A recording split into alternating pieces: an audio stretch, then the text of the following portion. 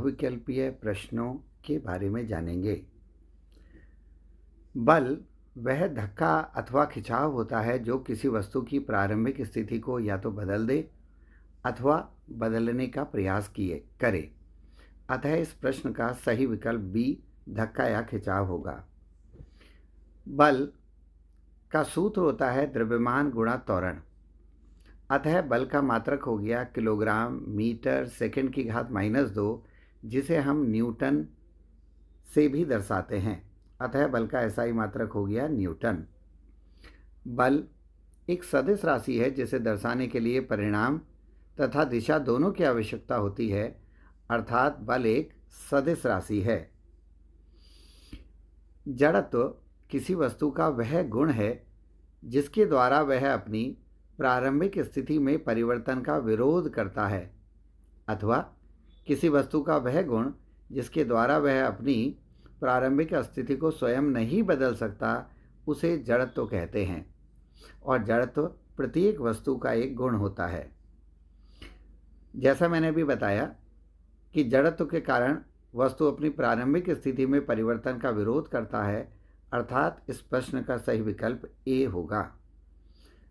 जड़त्व वस्तु के द्रव्यमान के अनुक्रमानुपाती होता है।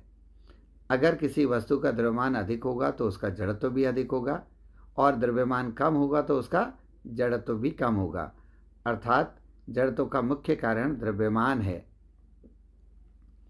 निम्नलिखित में से किस वस्तु में जड़त्व अधिक होगा? यहाँ हमें 4 वस्तुएं दे रखी हैं: 1 किलोग्राम, 2 किलोग्राम की गेंद, 5 किलोग्राम की गेंद तथा 500 ग्राम की गेंद। क्योंकि जड़त्व द्रव्यमान के अनुक्रमानुपाती है, अर्थात जिस वस्तु का द्रव्यमान सबसे अधिक होगा उसी का जड़त्व भी अधिक होगा। अतः इस प्रश्न का सही विकल्प सी, अर्थात 5 किलोग्राम की गेंद का जड़त्व सर्वाधिक होगा। जड़त्व 3 प्रकार का होता है।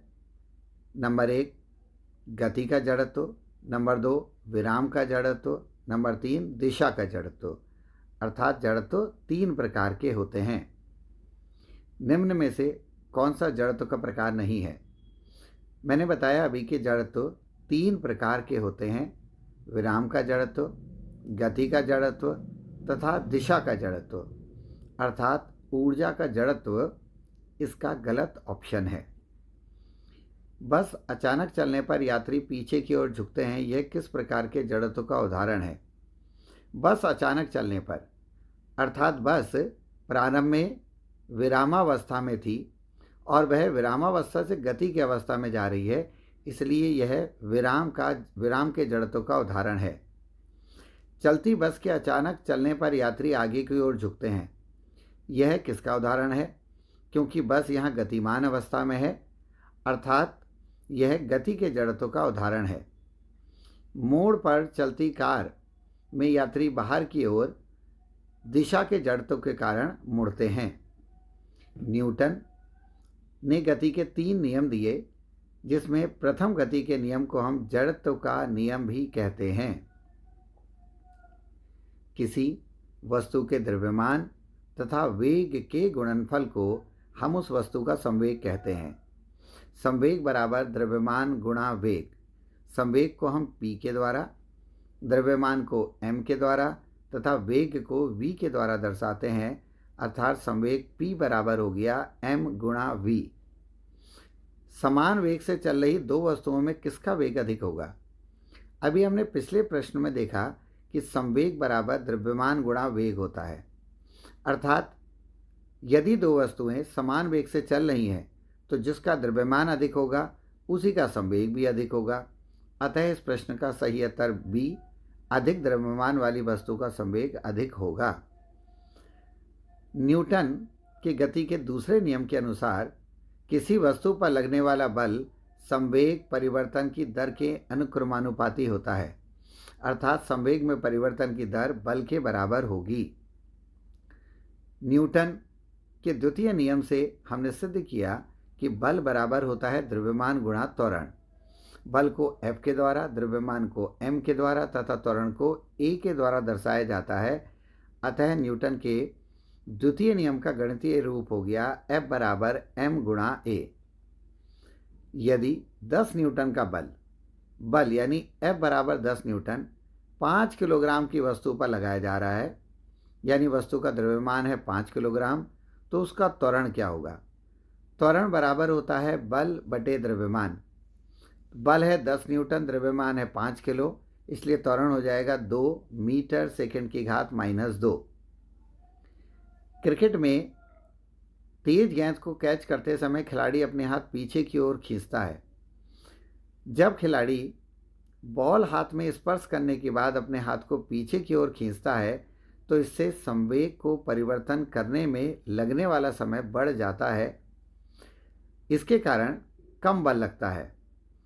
तो गेंद को कैच करते समय पीछे हाथ खींचने से वह समय बढ़ाकर बल कम कर देता है।